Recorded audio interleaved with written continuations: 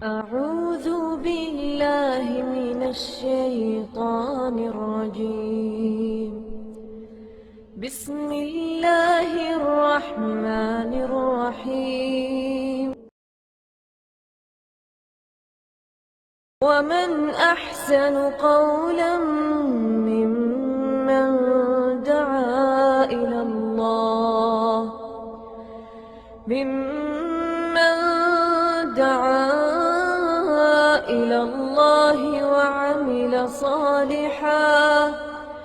وعمل صالحا وقال إنني من المسلمين.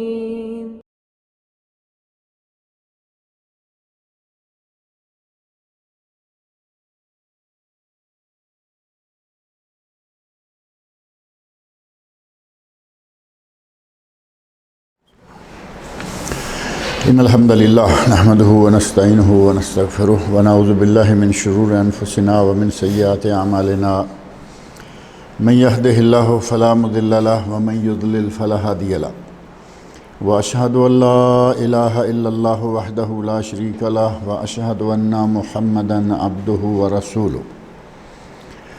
أما بعد فإن خير الحديث كتاب الله وخير الهدي هدي محمد صلى الله عليه وسلم وشر الأمور محدثاتها وكل محدثة بدعة وكل بدعة ضلالة وكل ضلالة في النار. رب اشرح لي صدري ويسر لي أمري واحلل عقدة من لساني يفقهوا قولي. رب أعوذ بك من همزات الشياطين وأعوذ بك رب أن يحضرون. اعوذ باللہ السمیع العلیم من الشیطان الرجیم.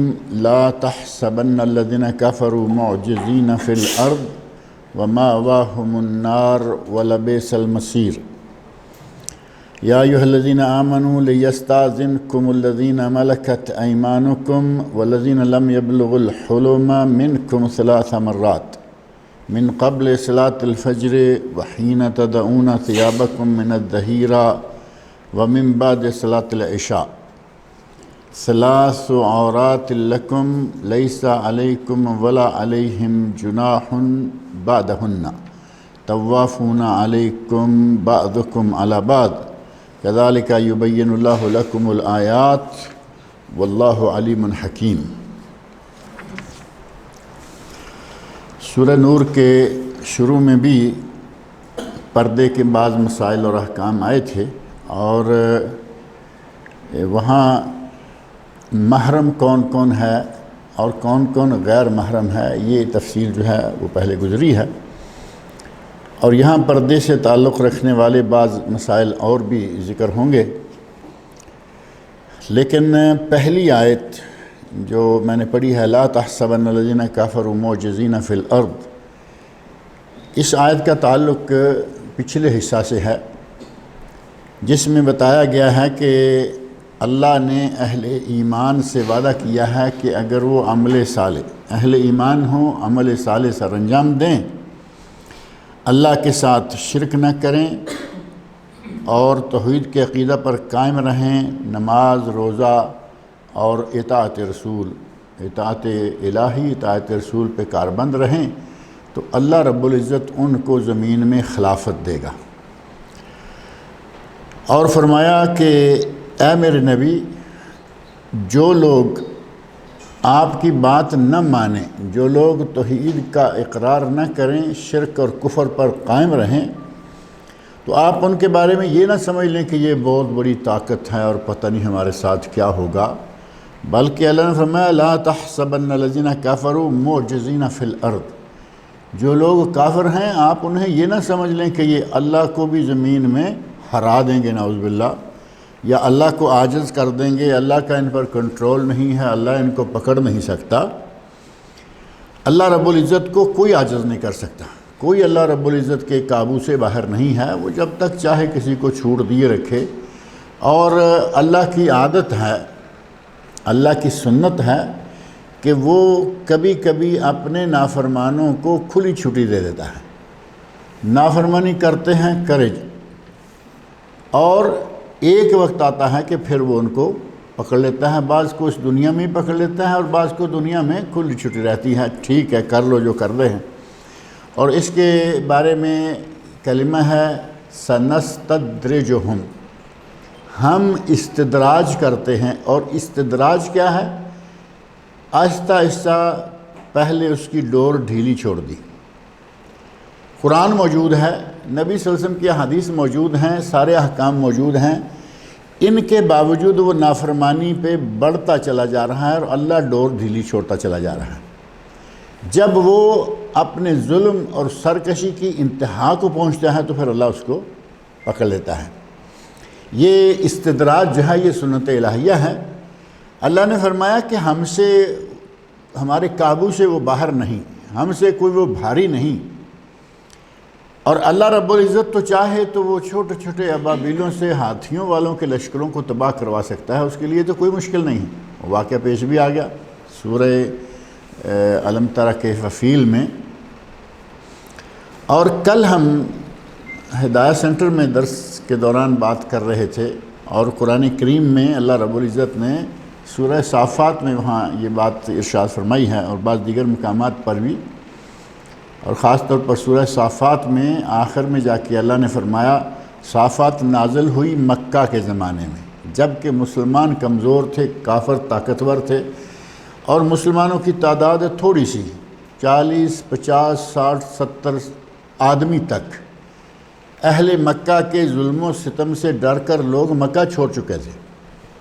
نبی صلی اللہ علیہ وسلم نے باقاعدہ انہیں اجازت دے دی کہ تم حبشہ کی طرف ہجرت کر کے جا سکتے ہو۔ تھوڑے سے لوگوں کو اللہ نے کہا جندنا، ان جندنا لہم الغالبون، کہ ہمارا لشکر ہی کامیاب ہوگا۔ 70 آدمی 100 کر لیں، ایک طرف پوری قوم ہے، پورا شہر ہے، جتنے قبائل چاروں طرف شہر کے پھیلے ہوئے ہیں وہ بھی سارے ان کے ہیں۔ اللہ نے فرمایا کہ ہمارا لشکر ہی کامیاب ہوگا، ہمارا اپنے رسولوں سے وعدہ ہے کہ تم ہی غالب رہو گے۔ اب یہ بشارتیں اللہ رب العزت نے دے رکھی ہیں اور وہ اس پر قادر ہے، یہ بھی نہیں ہے کہ اس کے بس میں نہیں ہے، بس ایسے وعدے۔ اللہ نے پھر وہ وعدے پورے کر کے دکھا دیے۔ بدر کا موقع آیا، غزوہ بدر میں اللہ رب العزت نے 313 مٹھی بھر صحابہ کی جماعت کو، اس مسلمانوں کے مومنوں کے لشکر کو کافروں کے اتنے بڑے لشکر پر فتح عطا فرمائی۔ غزوہ احد میں یہی ہوا، غزوہ تبوک میں یہی ہوا۔ غزوہ تبوک میں کافر سامنے نہیں آ پایا۔ غزوہ تبوک میں مسلمانوں کی فوج کو دیکھ کر کافر سے مقابلہ کرنے کی ہمت ہی نہیں ہوئی۔ اور حنین میں جگہ جگہ پر اللہ رب العزت نے ثابت کر دیا کہ میرے بندے تھوڑے ہیں یا زیادہ ہیں، میرا لشکر ہے اور یہ کامیاب ہوگا، اور ہوتا رہا۔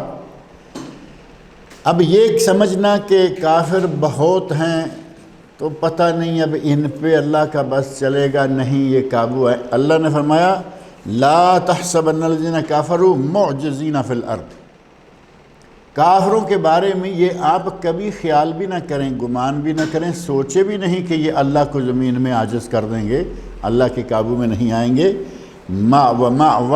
وَمَأْوَاهُمُ النَّارِ، اللہ ان کو قابو کرنے کا پوری طرح قادر ہے، اور ان کا ٹھکانہ جہنم ہے۔ جب اللہ پھر پکڑ لے گا تو ان کا ٹھکانہ جہنم ہوگا۔ وَلَبِئْسَ الْمَصِيرُ، اور ان کا پلٹ کر جانے کا مقام، یعنی وہ جگہ جو ہے وہ بہت بری ہے۔ جہنم کے بارے میں اس کو اس سے برا اور کیا ہوگا کہ جو اس کی صفات ہم پڑھتے سنتے رہتے ہیں کہ آگ بھڑک رہی ہے، باقاعدہ اس کو گرم کیا جا رہا ہے، کبھی اس کا رنگ لال ہوتا ہے، کبھی کالا ہو جاتا ہے۔ تو اس دنیا کی آگ سے اس آگ کی تمازت یا گرمی 70 گنا زیادہ ہے۔ اس سے برا ٹھکانہ اور کیا ہوگا؟ اللہ رب العزت نے اپنے نبی کو اور نبی صلی اللہ علیہ وسلم کے ذریعے مسلمانوں کو یہ بشارت دے دی کہ گھبراؤ نہیں، تھوڑے ہو کوئی بات نہیں، اگر تم میں ایمان، عمل صالح، توحید کا عقیدہ، شرک سے بچنے کی، نماز روزے کی صفات رہیں تو تم انشاءاللہ غالب ہوگے، اور ان کو میں سمجھ لوں گا، کافروں کو، مشرکین کو میں سمجھتا رہوں گا۔ آگے پردے کے معاملات کو اللہ رب العزت نے دوبارہ شروع فرمایا اور ارشاد فرمایا یا ایھا الذین آمنو، اے ایمان والو، لیستاذنکم الذین ملکت ایمانکم، تمہارے پاس آنے سے پہلے باقاعدہ اذن طلب کریں، اجازت طلب کریں۔ کون؟ الذین ملکت ایمانکم، جو تمہارے ملک یمین ہیں، یہ تمہارے غلام اور کنیزیں ہیں۔ غلام اور کنیز سے اور چھوٹے نابالغ بچوں سے پردہ نہیں ہوتا۔ نابالغ بچہ چاہے کسی کا بھی کیوں نہیں، پڑوسیوں کا بچہ ہے، رشتہ داروں کا بچہ ہے، وہ نابالغ ہے، اس سے کوئی پردہ نہیں۔ لیکن 3 اوقات ایسے ہیں کہ ان 3 اوقات میں غلام کو، کنیز کو، نابالغ بچے کو بھی میاں بیوی کے کمرے میں جانے کی اجازت نہیں ہے جب تک باقاعدہ وہ اجازت نہ لے لیں۔ تو فرمایا کہ لیستاذنکم الذین ملکت ایمانکم، اے ایمان والو، ایمان یمین کی جمع ہے۔ یمین کا معنی دایاں، جن کے مالک تمہارے دائیں ہاتھوں ہیں، یعنی تمہاری ملک یمین ہے۔ غلاموں کی طرف اشارہ ہوتا ہے کہ غلام، کنیزیں جو ہیں، لونڈیاں، یہ ملک یمین ہوتے ہیں، ان کی خرید و فروخت باقاعدہ ہوا کرتی تھی۔ تو فرمایا کہ یہ جو تمہاری ملک یمین ہے، تمہارے غلام اور کنیزیں ہیں، یہ اجازت لیا کریں۔ والذین لم یبلغوا الحلم، اور وہ بچے جو ابھی بلوغت کو نہیں پہنچے وہ بھی اجازت لیا کریں۔ غلاموں کنیزوں کی طرح وہ بچے جو آپ کے اپنے نہیں ہیں، دوسرے ہیں لیکن چھوٹی عمر کے ہیں، ان کو اجازت ہے آنے جانے کی گھروں میں، لیکن کچھ اوقات ایسے اللہ رب العزت نے طے کر دیے کہ ان اوقات میں وہ بھی اجازت لے کے اندر داخل ہوں۔ اور فرمایا والذین لم یبلغوا الحلم منکم 3 مرات، 3 مرتبہ وہ اجازت لیں۔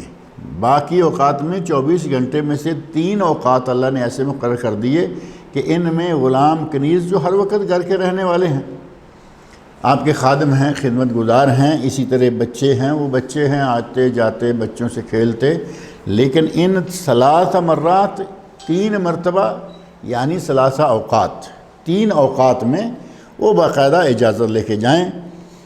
من قبل صلاۃ الفجر، فجر سے پہلے پہلے، فجر سے پہلے پہلے جو وقت ہے، اگر کسی نے جانا ہے تو وہ باقاعدہ اجازت لے کے میاں بیوی کے کمرے میں جائے۔ من قبل صلاۃ الفجر وحین تدعون ثیابکم من الظہیرہ، اور دوسرا وقت وہ ہے جو دوپہر کو قیلولے کا وقت ہوتا ہے، دوپہر کو جو کھانا کھا کے تھوڑا سویا جاتا ہے، تو ظاہر ہے کہ جیسے رات کو لوگ سوتے ہیں ویسے ہی وہ دوپہر کا سونا بھی ہوتا ہے۔ جو عام لباس ہے اس کی بجائے وہ سلیپنگ لباس جو ہے، سلیپنگ سوٹ کہیں، اور سلیپنگ سوٹ گھر کے اندر کوئی میاں بیوی اپنے کمرے میں جو چاہیں استعمال کریں، وہاں کوئی ایسی پابندی تو ہے نہیں، کیونکہ رات کو ہلکا کپڑا رکھیں، بھاری رکھیں، ان کی مرضی ہے۔ تو اللہ رب العزت نے فرمایا کہ دوپہر کے وقت جب کہ تم اپنے کپڑے اتار لیتے ہو، مراد یہ ہے کہ آدمی اپنے جو عام استعمال والے باہر اندر آنے جانے والے کپڑے ہیں وہ نکال لیتے ہیں۔ اب ظاہر ہے کہ اگر کچھ سلیپنگ سوٹ میں جائے گا تو توپ تو نہیں پہن کے رکھی ہوگی، پتلون اور کوٹ بھی نہیں پہنا ہوا ہوگا، ہلکا پھلکا کوئی اس نے سلیپنگ جو بنایا ہوا ہے وہ پہنے گا۔ اصل کپڑے جو ہیں وہ اس نے اتارے ہوئے ہوتے ہیں۔ حین تدعون ثیابکم من الظہیرہ، ظہر کے وقت جب کہ تم، دوپہر کے وقت جب کہ تم اپنے کپڑے اتار رکھتے ہو، یعنی مراد کپڑے جو عام استعمال والے ہیں وہ آپ نکال دیتے ہو۔ ومن بعد صلاۃ العشاء، اور تیسرا وقت ہے عشاء کی نماز کے بعد۔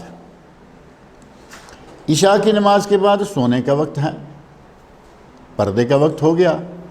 فجر سے پہلے سونے کا وقت ہے، یعنی تقریباً یوں سمجھیں کہ رات کا وقت، اور دن سارا اجازت ہے۔ دن میں صرف ظہر کے وقت جو قیلولے کا ٹائم ہے، ظہر سے لے کے عصر تک زیادہ سے زیادہ، نبی اکرم صلی اللہ علیہ وسلم کی عادت مبارکہ تھی کہ آپ قیلولہ فرمایا کرتے تھے، یعنی دوپہر کو سویا کرتے تھے۔ صحابہ اکرام قیلولہ کرتے تھے، اور جو لوگ تہجد پڑھنے والے، رات کو اللہ کے حضور قیام کرنے والے ہیں، ان کے لیے قیلولہ تقریباً ضروری ہو جاتا ہے۔ تقریباً میں اس لیے کہہ رہا ہوں کہ بعض لوگوں کی عادت ہے کہ وہ رات بھر آرام سے سو لیتے ہیں، ان کے لیے کافی ہو جاتا ہے۔ وہ درمیان میں تہجد کے لیے اٹھے، 1 آدھ گھنٹہ 1.5 گھنٹہ اللہ کے حضور میں قیام کیا، پھر فجر پڑھی، پھر ان کے پاس سونے کا ٹائم ہوتا ہے۔ تو اگر کچھ ایسا ہے اس کی مرضی، لیکن سنت یہ ہے کہ دوپہر کو کھانا کھا کے تھوڑا سا سو لیا جائے، جسم کو پہلے حصے کے کام کاج سے ریسٹ مل جائے گی۔ اگر کوئی مزدور بھی ہے تو اگر وہ دوپہر 12-1 بجے تک مثلا ڈیوٹی کرتا ہے، 1 بجے کھانا کھا کے وہ 3 بجے تک 2:30 بجے تک، حتیٰ کہ 1 بجے تک 1 گھنٹہ پورا بھی سو لے گا، پہلے حصے کی تھکن جو ہے وہ اللہ رب العزت کے حکم سے دور ہو جائے گی، کیونکہ نیند کو اللہ نے ایسی نعمت بنایا ہے کہ آدمی بڑی تھکاوٹ میں بھی ہو، اگر صحیح معنوں میں تھوڑا سا سو لے، اللہ اس کی تھکاوٹ دور کر دیتا ہے۔ اللہ رب العزت کا نظام ہے کہ یہ جسم مسلسل کام کے لائق نہیں ہوتا، اس کو کام ریسٹ، کام آرام ایک سسٹم کے تحت رہنا چاہیے۔ اب دیکھیں، کوئی بیماری نہیں، کوئی پریشانی نہیں، کسی وجہ سے کسی کو 24 گھنٹے سونا نہیں ملا، تو نارمل ہوتا ہے نا، 24 گھنٹے بعد دفعہ سونا نہیں ہوتا، آدمی ایسے لگے گا جیسے بیمار ہو گیا ہے، کیونکہ اس کے جسم میں تھکاوٹ جو ہے وہ اس کے جسم کو چور چور کر چکی ہے۔ بیمار بھی نہیں، کچھ بھی نہیں، صرف نیند پوری نہیں ہو رہی، اور اگر وہی نیند اس کی دوپہر کے تھوڑے سے حصے میں 1 آدھ گھنٹہ، اب یہ بھی تو کیلولا نہیں ہے نا کہ آدمی دوپہر کھانا کھا کے سوئے اور شام کو ہی اٹھے، یہ تو کیلولا نہ ہوا، یہ تو کچھ اور ہو گیا۔ کیلولا ہے 1-1.5 گھنٹہ سو لیا، اور پھر اس کو اتنا اپنے لیے فرض بنا لینا کہ اگر یہ نہیں ہوگا تو پھر کچھ نہیں ہوگا، کچھ بگڑتا ہے، کچھ سنورتا ہے، کوئی ناراض ہوتا ہے، راضی رہتا ہے، ہمیں کیلولا کرنا ایسا نہیں، سنت ہے اور ایک مفید چیز ہے۔ آپ اگر رات کو اٹھتے ہیں، رات کو اللہ کے سامنے قیام کرتے ہیں، یا کوئی ضروری کام آپ کا ایسا ہے کہ آپ کو رات کو کرنا ہوتا ہے، آپ دوپہر کو 1 گھنٹہ سو لیں، یہ ہے قیلولہ، اور اسی کی طرف اللہ رب العزت نے اشارہ فرمایا۔ دوسرا وقت یہ بتایا، وَحِينَ تَضَعُونَ ثِيَابَكُم مِّنَ الظَّهِيرَةِ، جب کہ تم دوپہر کے وقت اپنے کپڑے اتار رکھتے ہو، اس وقت بھی بچے اجازت لے کے آئیں، چاہے وہ چھوٹے کیوں نہیں ہیں۔ وَمِن بَعْدِ صَلَاةِ الْعِشَاءِ، اور عشاء کی نماز کے بعد بھی، فجر سے پہلے، عشاء کے بعد، اور دوپہر کے وقت، ثلاث عورات لکم، یہ 3 اوقات تمہارے لیے سطر کے اوقات ہیں۔ عورہ، عورت کو کہا جاتا ہے، عورہ ہمارے یہاں ہے وہی عورت جو ہمارے لکھتے ہیں نا، عین، واو، را اور لمبی تا، اب یہاں اتفاق سے قرآن کریم میں بالکل اسی طرح لکھا ہوا ہے، کیونکہ یہ اصل میں عورہ کی جمع ہے، عورہ مفرد ہے، عورات جمع ہے۔ ہمارے اردو میں جو لکھتے ہیں وہ عورت ہی لکھتے ہیں، جمع کا صیغہ بنتا ہے، لیکن اصل میں وہ جمع کا صیغہ نہیں، ایک عورت، ایک عورات نہیں کہتے، ایک عورت، اصل میں وہ تا جو گول ہے اور ہمارے اردو والوں نے لمبی کر دی، تو عورت ہے، جیسے آپ کہیں کہ خاتون ہے۔ قرآن نے عورہ کا لفظ استعمال کیا، اور ہم اردو میں عورت کہتے ہیں، بات وہی ہے، اور عورت کا معنی ہے وہ چیز جو چھپائی جائے۔ شرمگاہ کو بھی عورہ کہا جاتا ہے، شرمگاہ کو بھی عورہ کہا جاتا ہے، کیونکہ شرمگاہ کو چھپایا جاتا ہے نا، اور عورت کو بھی عورہ کہا گیا، کیونکہ عورت بھی اصلاً چھپا کے رکھنے والی چیز۔ یہ تو ہمارے مسلمانوں میں سے بعض لوگوں کی غیرت اور حیا پتہ نہیں کہاں گئی ہے کہ ننگی بہن، بیٹی، ماں، ساری جتنی بھی محرم رشتہ دار عورتیں ہیں، ان کو ننگے منہ، ننگے بدن، چھوٹے موٹے کپڑے پہنے ہوئے ساتھ لیے پھر رہے ہیں۔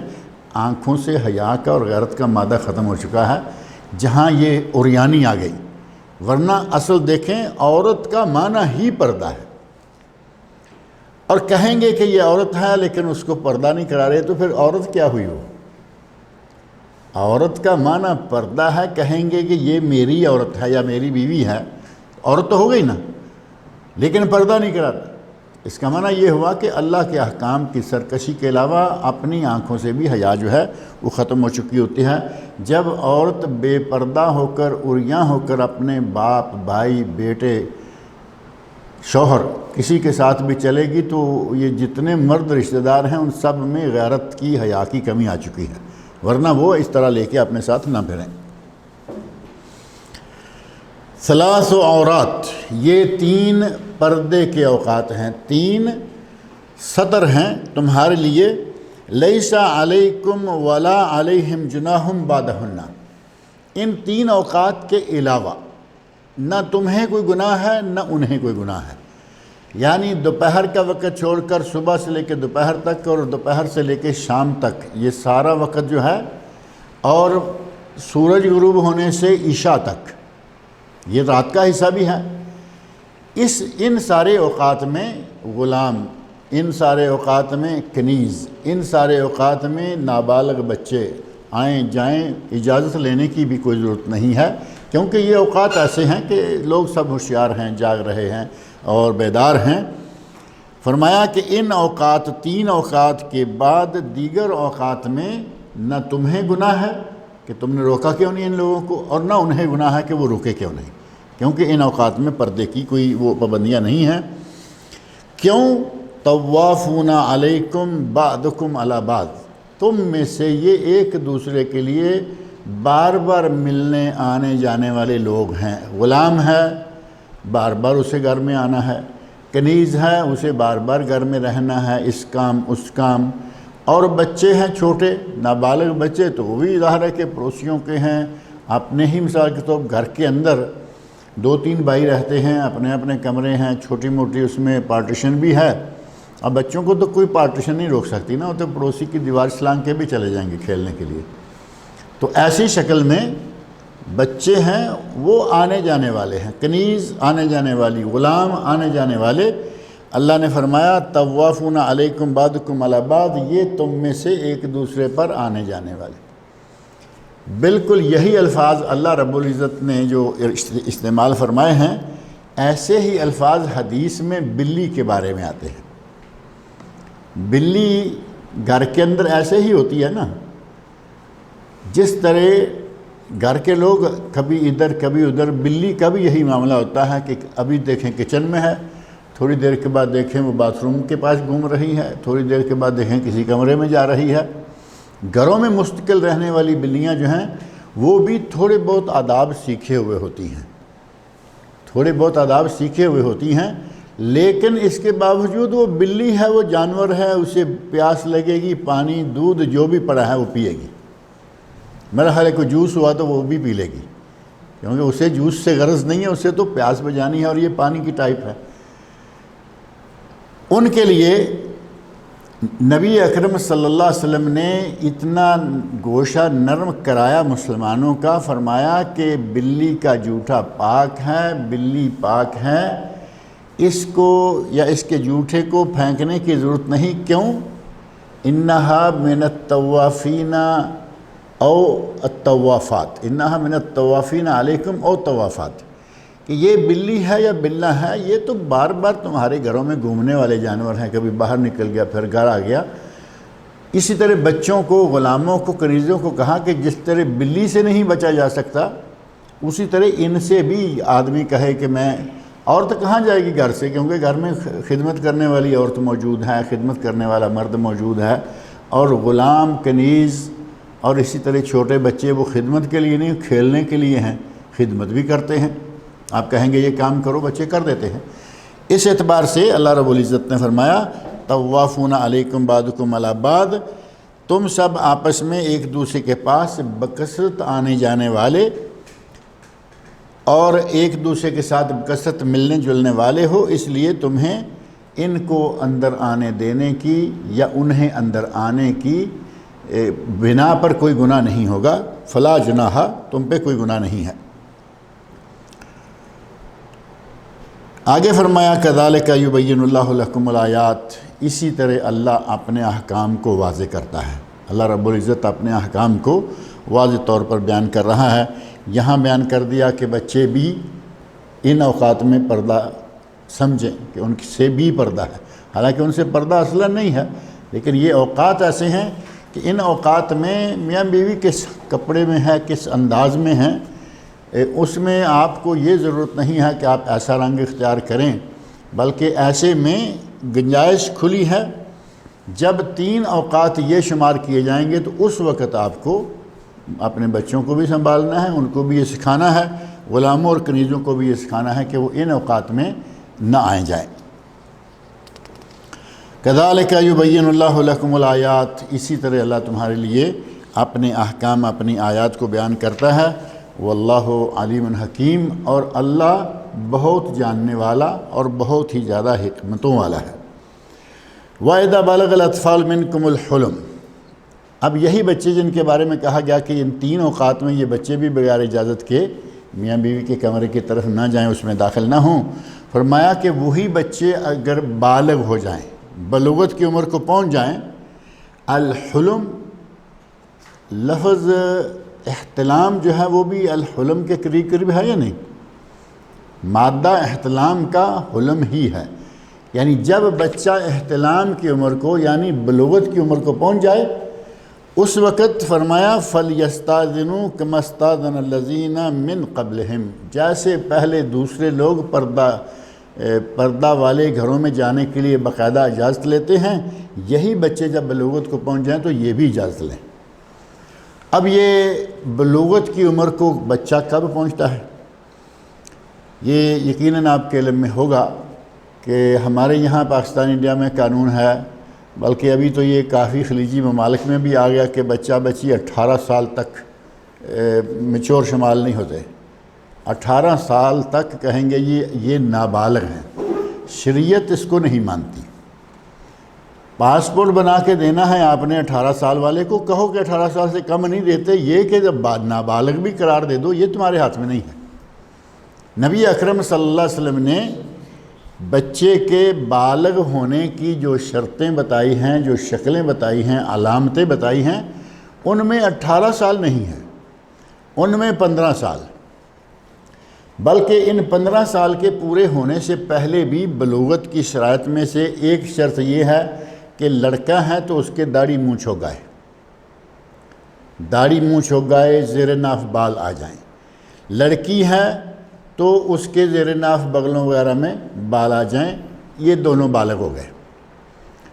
یہ بال نہیں آئے لیکن لڑکا ہے تو اس کو احتلام ہونا شروع ہو گیا، ویٹ ڈریم جو کہتے ہیں، رات کو سویا احتلام ہو گیا۔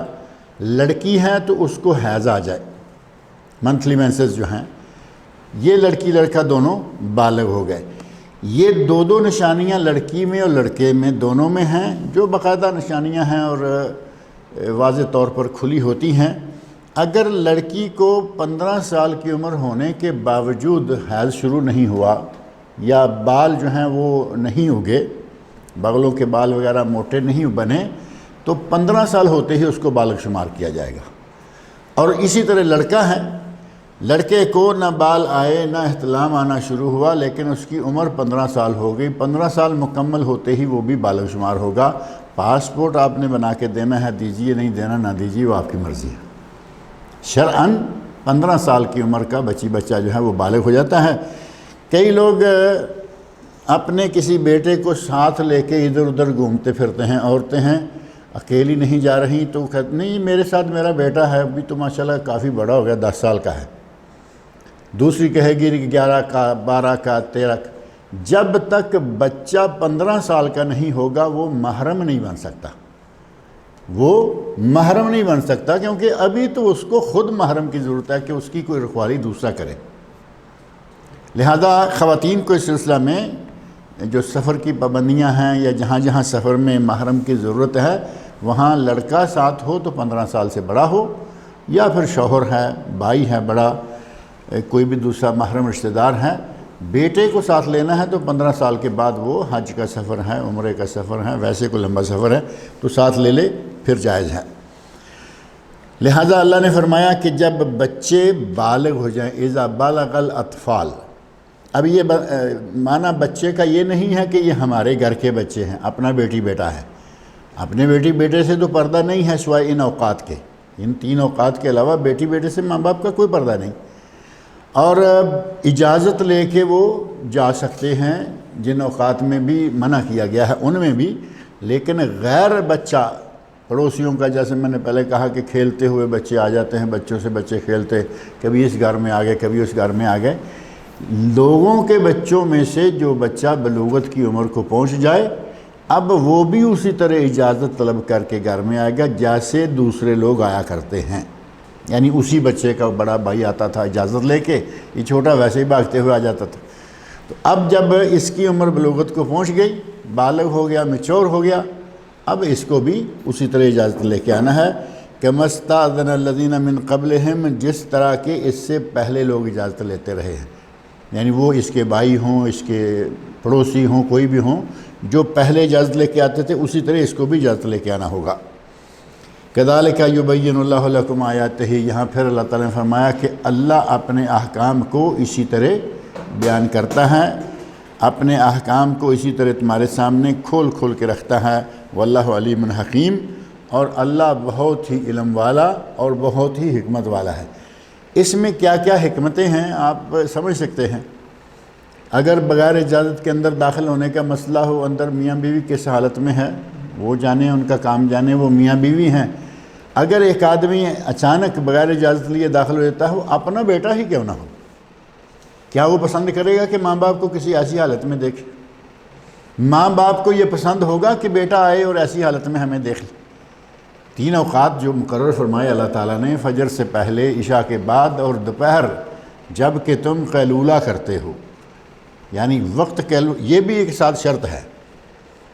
اللہ نے فرمایا حین تدعون ثیابکم، جب کہ تم اپنے کپڑے اتار رکھتے ہو، یہ شرط لگائی اللہ رب العزت نے، وحین تدعون ثیابکم من الظہیرہ، جس وقت دوپہر کو آپ اپنے کپڑے اتار رکھتے ہیں۔ اب والدین کمرے میں ہیں، دروازہ کھلا ہوا ہے، ظاہر ہے کہ کوئی مسئلہ نہیں ہے، ظاہر ہے کہ وہ ایسے لباس میں یا ایسی حالت میں ہیں کہ ان کے پاس بچے کے آنے جانے میں کوئی رکاوٹ نہیں، بڑا بچہ جائے ان کا، چھوٹا جائے، بیٹی جائے، یہ شرط ہے کہ وہ باقاعدہ دروازے کو بند کر کے کمرے میں ہیں۔ اب بغیر اجازت کے اندر جانا بیٹے کے لیے بھی جائز نہیں ہے۔ آگے فرمایا والقواعد من النساء اللاتی لا یرجون نکاحا، وہ بڑی عمر کی عورتیں، قواعد قاعدہ بیٹھ گئی، متقاعد یہاں کہتے ہیں جو ریٹائر ہے نا، ریٹائرمنٹ جس کو میجر یہاں کہتے ہیں، یہ تقاعد، یہ کام کرنے سے بیٹھ گیا ہے۔ عورت متقاعد کب ہوتی ہے؟ اس کی باقاعدہ اللہ رب العزت نے نشانی بتا دی، لا یرجون نکاحا، جب اسے نکاح کی حاجت نہ رہے۔ ایک وہ عورتیں ہیں جو حاجت ہونے کے باوجود زبان سے کہتی ہیں کہ مجھے اب کوئی ضرورت نہیں، لڑکی کی شادی ہوئی، طلاق ہو گئی، اب گھر والے کہہ رہے ہیں کہ نکاح کر لو، وہ کہتی ہے جی مجھے اب نکاح کی ضرورت نہیں ہے۔ منگنی ہوئی، سال بھر منگنی رہی، گپ شپ کرتے رہے، منگیتر دونوں مر گیا، کچھ بھی ہو گیا، کہتے ہیں نکاح کر لو، نہیں جی میرا جو کچھ ہونا تھا ہو گیا، اب مجھے نکاح، یہ ضرورت نہیں ہے۔ نکاح کی ضرورت ہر اس عورت کو اس وقت تک رہے گی جب تک اس کے مینسز جاری رہیں گے۔ شریعت کی حدود جو ہیں وہ واضح ہیں، جب تک عورت کے مینسز جاری رہتے ہیں، منتھلی مینسز، منتھلی پیریڈ، اس وقت تک اس عورت کو نکاح کی ضرورت ہے، وہ زبان سے کچھ کہے نہ کہے۔ اللہ نے فرمایا کہ وہ عورتیں جو بیٹھ گئیں، یعنی بڑی عمر کی کیا کہیں گے، اذکار رفتہ عورتیں، جن کو نکاح کی ضرورت نہیں، شوہر کی حاجت نہیں، شوہر ہے، موجود ہے، ٹھیک ہے، لیکن کسی وجہ سے مطلقہ ہو جائے، کسی وجہ سے بیوہ ہو جائے، اسے اب کوئی ایسی ضرورت نہیں ہے کہ وہ ضرور شوہر ہوگا، اس کے لیے کوئی شوہر کی طلب ہے، نکاح کی طلب ہے۔ فرمایا جو عورت اس عمر کو پہنچ چکی ہے، فَلَيْسَ عَلَيْهِنَّ جُنَاحٌ أَن يَضَعْنَ ثِيَابَهُنَّ، ان کے لیے کوئی گناہ نہیں ہے کہ وہ اپنا کپڑا اتار دیں۔ اب کپڑا اتار دیں مطلق لفظ رہے تو ایسا لگتا ہے کہ عجیب بات ہے کہ آدمی، عورت اس عمر کو پہنچ جائے تو اسے کپڑے کی مراد وہ کپڑا ہے جو عام لباس کے اوپر سپیشل نوجوان عورتوں کے لیے دیا گیا، جیسے کہ کہا گیا اے میرے نبی اپنی بہو بیٹیوں کو، بیویوں کو، مومنوں کے عورتوں کو کہہ دیجئے کہ وہ اپنے اوپر جلابیب، بڑے کپڑے اوڑھ کے رکھیں، پردہ جیسے برقع ہے۔ کچھ بڑی عمر کی خواتین برقع استعمال نہیں کرتی، لیکن ان کے پاس چادر بڑی ہوتی ہے ایسی کہ وہ برقعے کی طرح بلکہ کبھی برقعے سے بھی زیادہ پردے والی ہوتی ہے۔ یہ کپڑا اتارنا مراد ہے کہ اگر ایک عورت ریٹائر ہو گئی، اب بچہ نہیں جن سکتی، حیض بند ہو گیا، نکاح کی حاجت نہیں رہی، اس عورت کے بارے میں کہا گیا کہ وہ ان کو کوئی گناہ نہیں ہے کہ وہ اپنا کپڑا اتار دیں، غیر متبرجات بزینہ، لیکن ساتھ یہ ہے کہ اب وہ بن ٹھن کے میک اپ کر کے نہ رہے۔ اگر بن ٹھن کے میک اپ کر کے پوری طرح تیار ہو کے اپنا کپڑا اتارے گی تو وہ اس کو اجازت نہیں ہے۔ نکاح کا مطلب یہ کہ اب شوہر نہیں ہے، شوہر کی حاجت نہیں ہے، جیسے بوڑھی عورتیں عموماً رہتی ہیں، سیدھی سادھی رہے۔ اب چونکہ عمر کا تقاضا یہ ہے کہ وہ بڑے بڑے برقعے، بڑی بڑی چادریں نہیں سنبھال سکتی، چھوڑ دے کوئی بات نہیں، لیکن وہ اگر میک اپ بھی نہیں چھوڑ سکتی تو پھر اس کو پردہ کرنا ہوگا۔ اللہ نے شرط لگا دی، غیر متبرجات بزینہ، زینت کر کے وہ بے پردہ یا زینت کر کے اس کا دکھلاوا کرنے والی نہ ہو، وَأَن يَسْتَعْفِفْنَ خَيْرٌ لَهُنَّ، اور ان کے لیے بہتر یہی ہے کہ اجازت ہونے کے باوجود بھی عفت اختیار کریں۔ اجازت مل گئی کہ پردہ بڑا چھوڑ دیں، لیکن بہتر افضل یہ ہے کہ وہ پردہ کرتی رہیں۔ اور خاص طور پر وہ عورت جو نکاح کی عمر سے نکل چکی ہے، یعنی ریٹائر ہو چکی ہے، بچہ پیدا کرنے کی عمر سے نکل چکی ہے، حیض آنا بند ہو چکا ہے، لیکن اس کے باوجود اسے خود نمائی کا مرض جو ہے وہ بھی بیٹھنے نہیں دے رہا، یعنی یہ عادت ایسی بنی ہوئی ہے کہ ہر وقت سرخی پاؤڈر یہ وہ لگا کے ایک دم بناؤ سنگار ایسے رکھنا ہے کہ جیسے یہ نئی نئی دلہن ہوتی ہے۔ اگر ایسی عادت کسی عورت کو پڑی ہوئی ہے تو اس عورت کے لیے اللہ رب العزت کی طرف سے یہ حکم ہے کہ بہتر یہ ہے کہ وہ پھر پردے میں رہے۔ اگر ایسا کرنا ہے پردے میں رہے، جب اپنا شوہر آتا ہے شوہر کے سامنے کھلے منہ آ جائے، اور بیٹے ہیں ان کے سامنے، گھر کے لوگوں کے اپنے جو محرم ہیں ان کے سامنے آ جائے، کوئی حرج نہیں، یہ غیر محرم کے سامنے نہیں آ سکتی۔ اور اگر یہ ساری چیزیں چھوڑ دے، نارمل رہے، تو پھر غیر محرم کے سامنے آ جائے گی، اس وقت اس کو پردے کی ضرورت نہیں رہے گی۔ واللہ سمیع علیم، اور اللہ سننے والا اور علم رکھنے والا ہے۔ اللہ تعالیٰ سننے والا بھی ہے اور بہت زیادہ علم رکھنے والا ہے۔ اللہ تعالیٰ مجھے اور آپ سب لوگوں کو قرآن کریم پڑھنے، سننے، سمجھنے اور اس کے احکام پر عمل کرنے کی توفیق عطا فرمائے۔ ان الحمد للہ والصلاۃ والسلام علی رسول اللہ وعلی آلہ وصحبہ اجمعین ومن تبعہم بإحسان الی یوم الدین، اما بعد، بسم اللہ الرحمن الرحیم۔ وعن عائشہ رضی اللہ تعالی عنہا قالت کان رسول اللہ صلی اللہ علیہ وسلم یستفتح الصلاة بالتکبیر والقراءة بالحمد للہ رب العالمین، وکان اذا رکع لم یشخص رأسہ ولم یصوبہ ولکن بین ذلک، وکان اذا رفع رأسہ من الرکوع لم یسجد حتی یستوی قائما الی آخر الحدیث۔ گزشتہ درس میں یہ بات شروع ہوئی تھی کہ نبی اکرم صلی اللہ علیہ وسلم کا نماز ادا کرنے کا طریقہ کیا تھا، صفت الصلاۃ، نماز کی کیفیت کیا ہے، اور اس سلسلہ میں یہ بات قدر تفصیل سے ہوئی تھی کہ ہمارے یہاں نماز نبوی کا نام لیں یا نہ لیں، ہمارے یہاں دو نمازیں اسپیشل ہوتی ہیں، نماز شافعی، اور اس سے بھی زیادہ کتابیں ملیں گی نماز حنفی کے نام سے۔ جبکہ نماز کون سی ہونی چاہیے؟ نماز نبوی، کیونکہ نبی صلی اللہ علیہ وسلم فرمایا صلوا کما رأیتمونی اصلی، نماز اس طرح پڑھو جس طرح کہ تم نے مجھے نماز پڑھتے ہوئے دیکھا ہے۔ نبی صلی اللہ علیہ وسلم کے بعد صحابہ کرام کہیں میری طرح نہیں، تابعین کہیں میری طرح نہیں، تبع تابعین جس میں ائمہ آتے ہیں وہ کہیں نہیں، صرف نبی صلی اللہ علیہ وسلم کی طرح نماز پڑھی جائے گی۔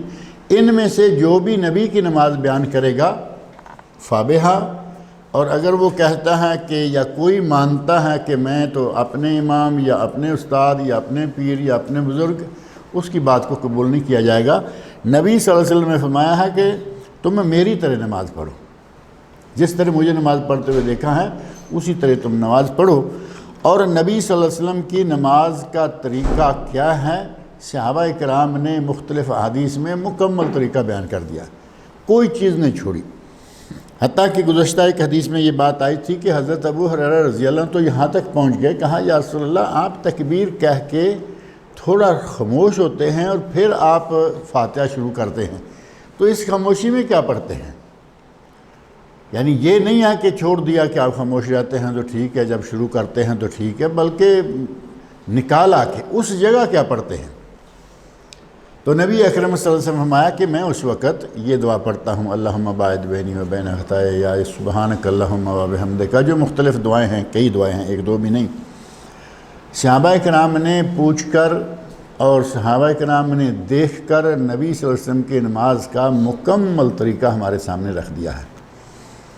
اور نماز حنفی نماز شافعی کو چھوڑ دیں تو نماز نبوی کے نام سے ہمارے ملک میں کتابیں الحمدللہ کافی موجود ہیں، اور نماز نبوی کے موضوع پر جو معروف کتابیں ہیں ان میں سے میرے خیال میں پہلے آتی ہے صلاۃ الرسول۔ سیالکوٹ کے مولانا حکیم محمد صادق سیالکوٹی رحمۃ اللہ علیہ، اسی نام سے وہ مشہور بھی تھے، ان کی صلاۃ الرسول دنیا بھر میں پھیلی ہوئی ہے۔ انہی کے شہر میں مولانا محمد علی جانباز شیخ الحدیث رحمۃ اللہ علیہ، انہی کے شہر میں پھر انہوں نے کتاب لکھی صلاۃ النبی، صلاۃ المصطفیٰ، پہلی صلاۃ الرسول ہے، دوسری صلاۃ المصطفیٰ۔ اور ابھی موجودہ دور میں اس موضوع کی بہت ساری کتابیں آ گئیں، جن میں سے علامہ ابن باز رحمۃ اللہ علیہ کی کتاب ہے صفت صلاۃ النبی، اور شیخ ابن عثیمین رحمۃ اللہ علیہ کی صفت صلاۃ النبی، کیفیت صلاۃ النبی، جو اردو میں، انگلش میں، عربی میں، سب زبانوں میں موجود ہیں۔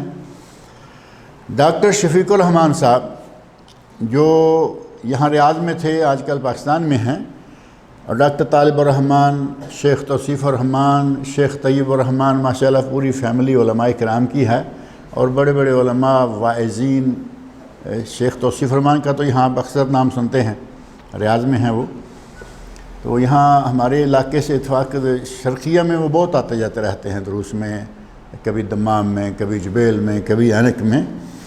تو ان کے بھائی ہیں ڈاکٹر شفیق الرحمان، ان کی کتاب ہے نماز نبوی، بہترین کتاب، ضعیف روایات اور ضعیف احادیث سے بالکل پاک صاف، صرف صحیح احادیث پر مبنی ایک مجموعہ ہے نماز کا۔ آپ اس کو دیکھیں، کوئی یہ بھی نہیں کہ بھئی بہت بڑی ہے اور پتہ نہیں کیسے، 8-7 ریال کی، 5-6 ریال کی، پتہ نہیں مجھے فکس قیمت آج کل کیا ہے، کیونکہ قیمتیں بڑھتی چڑھتی رہتی ہیں۔ بھائی کہہ رہے ہیں کہ 7 ریال کی ہیں، 7 ریال کی کتاب لیں، اپنے پاس رکھیں، نماز کا جو مسئلہ چاہیے وہ نکالیں اور اس کے اوپر عمل کریں، آپ کو صحیح حدیث کی روشنی میں نماز نبوی وہ کتاب جو ہے وہ بتا دے گی۔ اور کتب حدیث میں یہ ذخیرہ بہت پھیلا ہوا ہے، نبی صلی اللہ علیہ وسلم کی احادیث بے شمار ہیں، انہوں نے چونکہ کم وقت میں پڑھنے کے لیے لوگوں کے لیے وہ کتاب جو ہے وہ مرتب کی، اور الحمدللہ بہت کامیاب، دنیا بھر میں وہ کتاب جو ہے وہ جا رہی ہے۔ یہاں نبی صلی اللہ علیہ وسلم کی جو حدیث ابھی میں نے کچھ حصہ پڑھا ہے، اس میں نبی صلی اللہ علیہ وسلم کی نماز کا طریقہ ہی بتا رہی ہیں ام المومنین حضرت عائشہ صدیقہ رضی اللہ تعالیٰ عنہ۔ اب نبی صلی اللہ علیہ وسلم کی بیوی ہیں، گھر میں ہیں، اور آپ کی تہجد کی نماز، آپ کی نماز کی سنتیں وہ ساری جو ہیں وہ پڑھتے ہوئے دیکھتی ہیں، اور ظاہر ہے کہ ان کا بیان جو ہے وہ بڑا معتبر شمار ہوگا کیونکہ گھر کی ہیں۔ وہ بیان کرتی ہیں، کان رسول اللہ صلی اللہ علیہ وسلم یستفتح الصلاۃ بالتکبیر والقراءۃ بالحمدللہ رب العالمین۔ نبی صلی اللہ علیہ وسلم اپنی نماز کا آغاز کرتے تھے تکبیر سے، یعنی اللہ اکبر، پہلے آغاز تکبیر سے، اور تکبیر سے مراد اللہ اکبر ہی ہے۔ اگر کوئی کہے اللہ اعظم، اللہ بہت بڑا ہے، معنی تو تقریباً مل جائے گا، لیکن اس کو تکبیر کہیں گے؟ کوئی نہیں کہتا۔ آپ کہیے نعرہ تکبیر، تو کیا لوگ کہتے ہیں؟ اللہ اکبر۔ کچھ چیزیں دیکھو کتنی معروف ہو چکی ہیں، نعرہ تکبیر کہیں گے تو اللہ اکبر ہی آئے گا، اللہ اعظم نہیں آئے گا۔ بعض ائمہ نے یہ کہا کہ اللہ اکبر کا معنی رکھنے والا کوئی لفظ اللہ اعظم بھی کہہ لیا جائے تو نماز ہو جائے گی، جبکہ یہ بات صحیح نہیں ہے۔ نبی صلی اللہ علیہ وسلم جب ہمیشہ اللہ اکبر کہتے رہے ہیں، ہمیں اللہ اعظم کہنے کی کیا ضرورت ہے؟ اللہ اعظم ہے، اس میں کوئی شک نہیں، لیکن جو بات جہاں ہمارے نبی نے بتائی ہمیں وہ کرنی ہے۔ اور صحابہ کرام تو اتنی احتیاط کرتے تھے اس معاملے میں کہ نبی اور رسول میں کوئی خاص فرق نہیں ہے، نبی میں اور رسول میں کوئی خاص فرق نہیں ہے۔ صحابی نے نبی کی جگہ رسول کا لفظ استعمال کیا، دوسرے نے ٹوک دیا، کہا نہیں، نبی صلی اللہ علیہ وسلم نے نبی کا لفظ استعمال کیا ہے، ہم نبی کہیں گے۔ اتنی باریکی کے ساتھ آپس میں وہ مسائل کو سلجھاتے رہتے تھے، اور ہمارے یہاں اتنا بڑا چینج کر دیا اور پرواہ بھی نہیں، کہتے ہیں ہو جائے گی، اللہ اکبر کی بجائے اللہ اعظم معنی کہتے ہیں مل گیا ہے، وہاں نبی رسول کا معنی نہیں مل رہا، نبی رسول کا معنی بھی وہی ہے، لیکن کہا نہیں، جہاں نبی ہے وہاں نبی ہے، جہاں رسول ہے وہاں رسول ہی ہونا چاہیے۔ عائشہ صدیقہ رضی اللہ تعالیٰ عنہ فرماتی ہیں کہ نبی صلی اللہ علیہ وسلم اپنی نماز کا استفتاح یعنی آغاز اور افتتاح کرتے تھے بالتکبیر، تکبیر تحریمہ کے ساتھ۔ تکبیر تحریمہ صرف اللہ اکبر ہے، اللہ اعظم جو ہے وہ نہیں ہے، اور اس کے بعد آپ سورہ فاتحہ الحمدللہ رب العالمین پڑھتے۔ اب یہ یہاں آپ کوئی کہے کہ یہاں تو جی وہ سبحانک اللہم آیا ہی نہیں، تو اب حضرت ابو ہریرہ رضی اللہ عنہ والی حدیث یاد کر لیں۔ وہ کہتے ہیں یا رسول اللہ، آپ اللہ اکبر کر کے جو تھوڑا خاموش ہوتے ہیں اس میں کیا پڑھتے؟ تو آپ نے فرمایا کہ میں یہ پڑھتا ہوں اللہم باعد بینی و بینہ، یا دوسری ہے سبحانک اللہم و بحمدک، تکبیر کے بعد سبحانک اللہ، اور اس کے بعد الحمدللہ رب العالمین۔ اس کے بعد جو نماز کی حرکات ہیں ان حرکات کا تذکرہ کرتے ہوئے کہتی ہیں وَكَانَ إِذَا رَكَعَ لَمْ يُشْخِصْ رَأْسَهُ، جب نبی صلی اللہ علیہ وسلم رکوع کرتے تو رکوع کی کیفیت کیا ہوتی؟ نہ تو آپ اپنے سر کو ایسے اونچا اٹھا کے رکھتے، وَلَمْ يُصَوِّبْهُ، اور نہ ہی گرا کے رکھتے، یعنی مثال کے طور پر کمر، گردن اور سر یہ سارے ایک لائن میں برابر ہوتے۔ یہ سر اگر آپ سمجھ لیں تو یہ نہ آپ ایسے رکھتے اور نہ ہی اس سر کو ایسے رکھتے، یہ دو شکلیں ہو جائیں گی نا۔ یہ ہے یسخس کہ آپ سر کو اٹھا کے نہیں رکھتے تھے، اور یہ ہے یصوب گرا کے نہیں رکھتے تھے۔ سر کو، گردن کو اور کمر کو تینوں کو برابر سیدھا رکھنا ہے۔ وَلَكِنْ بَيْنَ ذَلِكَ، یعنی نہ اٹھا ہوا نہ گرا ہوا، بلکہ سر جو ہے وہ کمر گردن کے ساتھ برابر ہوتا تھا۔ دوسری حدیث میں کمر کو رکھنے کا طریقہ بھی بیان کیا گیا کہ آپ اپنی کمر کو اس طرح رکوع میں اس طرح کمر کو رکھتے تھے لو صب علیہ الماء لاستقر، اگر یہاں پانی گرایا جاتا تو یہ پانی یہاں رک جاتا۔ پانی کمر پہ کب رکے گا؟ جب نہ آگے کو جھکی ہوئی ہو نہ پیچھے کو، نہ سر اونچا ہو نہ سر بہت نیچا ہو، اور ہمارے تو میرا خیال ہے پانی کا قطرہ اوپر ٹھہر ہی نہیں سکتا، کیونکہ ایسے کھڑے ہوتے ہیں وہ آدھی رکوع میں اور آدھی قیام میں، اور پتہ نہیں کیا وجہ ہے۔ کچھ لوگوں کو دیکھا گیا ہے کہ وہ گھٹنوں پہ ہاتھ رکھیں گے، پھر کوہنیوں کو باہر کو نکالیں گے، اتنا نیچے چلے جائیں گے کہ آپ پانی گرائیں تو سیدھا گردن سے ہوتے ہوئے سر پہ بلکہ ناک پہ آ کے ٹھہر جائے۔ یہ دونوں طریقے منع ہیں۔ وَلَكِنْ بَيْنَ ذَلِكَ، فرماتی ہیں کہ ان دونوں طریقوں کے سر اٹھائے رکھنے اور اپنی کمر کو اوپر اٹھانا یا کمر کو پیچھے سے نیچے گرانا، دونوں شکلوں میں نہیں، بلکہ اس کے درمیان آپ کا انداز ہوتا تھا۔ وَكَانَ إِذَا رَفَعَ رَأْسَهُ مِنَ الرُّكُوعِ، جب آپ رکوع سے سر اٹھاتے، یعنی جب آپ رکوع سے اوپر اٹھتے، لم یسجد حتی یستوی قائما، آپ اس وقت تک سجدہ کے لیے نہیں جاتے تھے جب تک سیدھے کھڑے نہ ہو جاتے۔ اب رکوع سے ایک آدمی ایسے کر کے نیچے چلا جائے تو کیا سیدھا کھڑا ہوا؟ اس نے تو اپنی کمر کو چکر ڈال دیا۔ نبی صلی اللہ علیہ وسلم کے رکوع سے اٹھنے اور سجدہ جانے کے درمیان کی کیفیت یہ بیان کی گئی کہ آپ اپنی کمر کو بالکل سیدھا کر لیتے، کھڑے ہو جاتے، اور دیگر احادیث میں یہ موجود ہے حتیٰ یرجع کل عظم مکانہ، ریڑھ کی ہڈی کا ہر مہرہ اپنی جگہ پہ پلٹ کے آ جاتا۔ اب ریڑھ کی ہڈی کے مہرے جو جھکنے کی وجہ سے تھوڑے وہ خمدار ہوئے تھے، جب وہ سیدھا کھڑا ہوگا تو اس وقت وہ مہرے اپنی اپنی جگہ آئیں گے، لیکن کب آئیں گے؟ جب سیدھا کھڑا ہوگا۔ اور اگر ایسے جھٹکا مار کے جائے گا تو وہ مہرے بیچارے تو مصیبت میں آ گئے نا، وہ کہیں گے ہم اوپر جائیں نیچے جائیں کیا کریں۔ اور یہ رن تھرو نماز پڑھنے والے تیز سپیڈ سے بغیر کسی سٹاپ کے نبی صلی اللہ علیہ وسلم اس طرح نماز نہیں پڑھا کرتے تھے، بلکہ حضرت عائشہ فرماتی ہیں رکوع سے جب آپ اٹھتے اس وقت تک آپ سجدہ نہیں کرتے جب تک کہ کمر پوری طرح سیدھا حتیٰ یستوی قائما، آپ سیدھے کھڑے جب تک نہ ہو جاتے۔ وَإِذَا رَفَعَ رَأْسَهُ مِنَ السُّجُودِ، جب آپ سجدے سے سر اٹھاتے، یعنی دوسرے سجدے کے درمیان جو بیٹھنا ہے، دو سجدوں کے درمیان ایک سجدے سے سر اٹھاتے، وَلَمْ يَسْجُدْ حَتَّى يَسْتَوِيَ جَالِسًا، اس وقت تک دوسرا سجدہ نہیں کرتے تھے جب تک کہ آپ صحیح بیٹھ نہ جاتے۔ اب صحیح بیٹھنا بھی اسی طرح جیسے رکوع کا مسئلہ ہے، اگر رکوع سے سر اٹھانے کے بعد نبی صلی اللہ علیہ وسلم کی بتائی ہوئی دعا مانگ کے آدمی رکوع سجدہ جائے تو میرا خیال ہے کہ کمر تو سیدھی ہو ہی جائے گی۔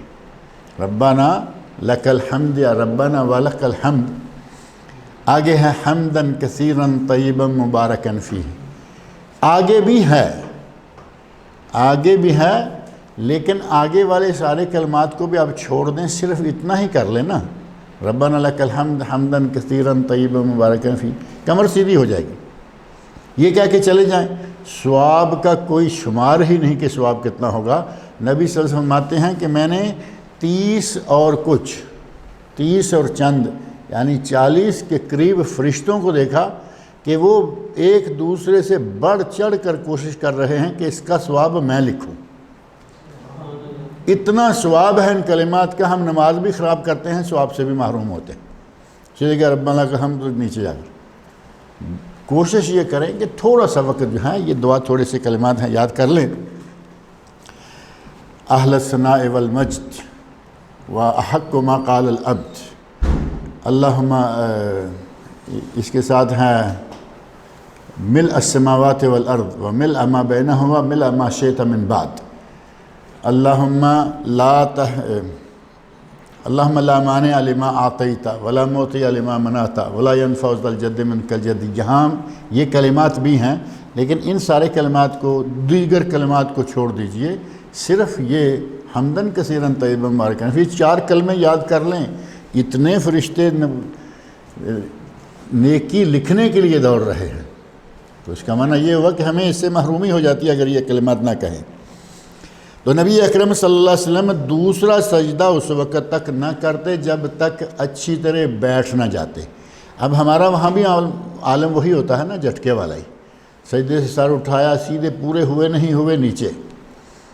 اور یقین جانیں کہ آنکھوں دیکھی بات یہ بھی نہیں ہے کہ بھئی آپ دیکھتے ہوں گے کبھی نہ کبھی کسی نہ کسی نمازی کو جھٹکا مار کے رکوع ختم کر لیا، دوسرے جھٹکے میں آ کے سجدے سے اٹھ کے ایسے بس یہ سجدہ ہے یہاں تک آئے تقریباً اور پھر نیچے، اور اتنا اٹھتے ہیں کہ اٹھ کر ایک مرتبہ گھٹنے کو ہاتھ لگ جائے، یعنی وہ ایسا کوئی آٹومیٹک سسٹم بناتے ہیں کہ ایسے ہاتھ گھٹنے کو لگا، پھر آدھا اٹھ کے ہاتھ لگایا اور دوبارہ سجدے میں گر گئے۔ جو نبی صلی اللہ علیہ وسلم نے ایسے لوگوں کو کوے کی طرح ٹھونگے مارنے کی تسبیح دی ہے، بالکل فٹ بیٹھتی ہے، اسی طرح یہ سجدے پہ سجدہ ٹھک ٹھک مارتے چلے جاتے ہیں۔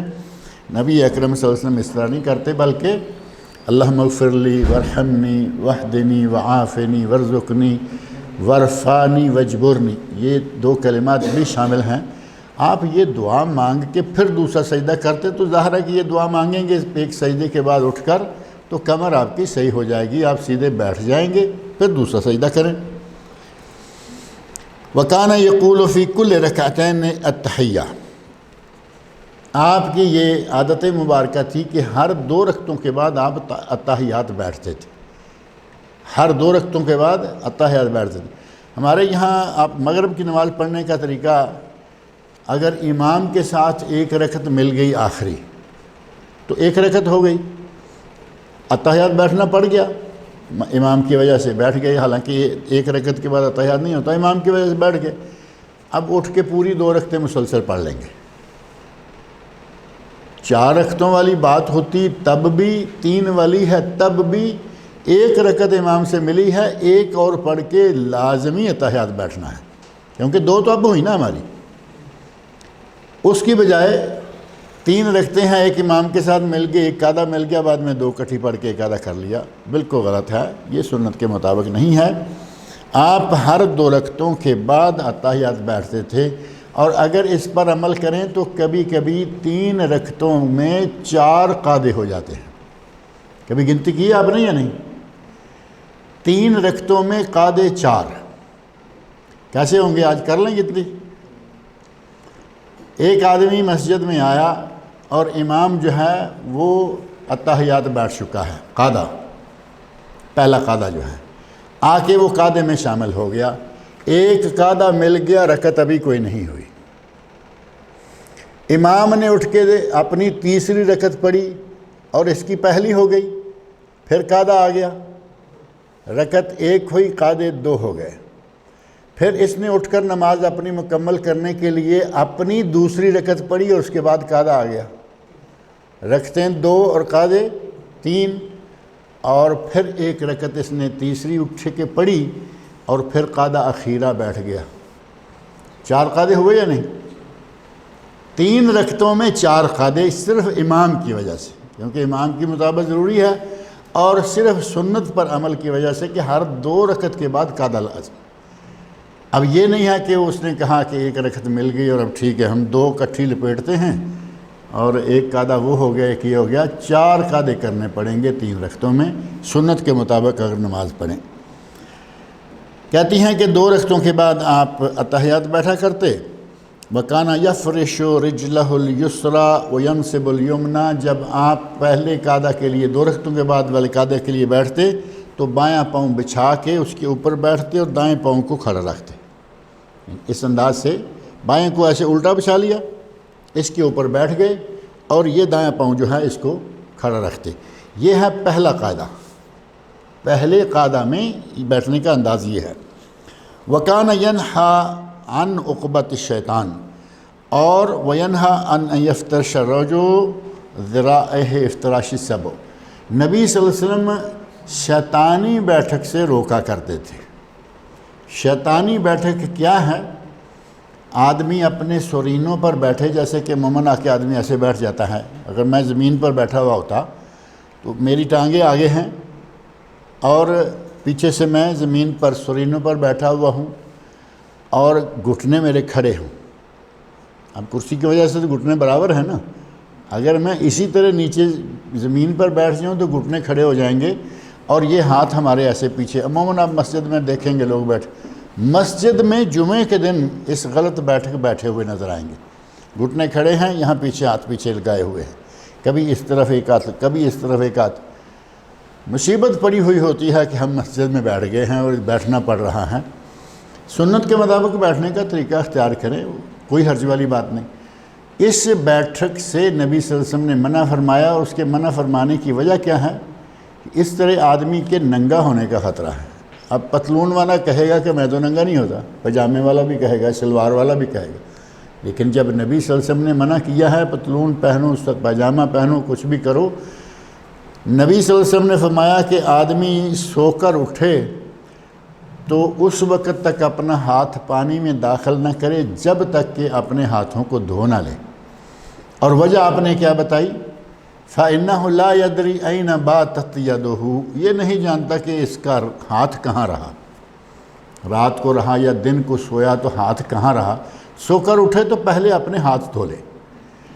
اب یہ وہی مسئلہ سیم یہاں آ جاتا ہے کہ کہے جی میں تو پتلون پہن کے سوتا ہوں، بیلٹ باندھی ہوئی ہوتی ہے، ہاتھ کہاں جائے گا۔ اور بعض لوگوں نے نبی صلی اللہ علیہ وسلم کے اس ارشاد کا استہزاء، مذاق اڑایا، اور ان کے پتلون کے اندر سے ان کی دبر سے ہاتھ نکالا گیا۔ اللہ کی قدرت سے ہاتھ بھی پھنس گیا، نکل نہیں رہا، اور بیلٹ کے اندر سے ہاتھ اس نے ڈالا ہوا ہے۔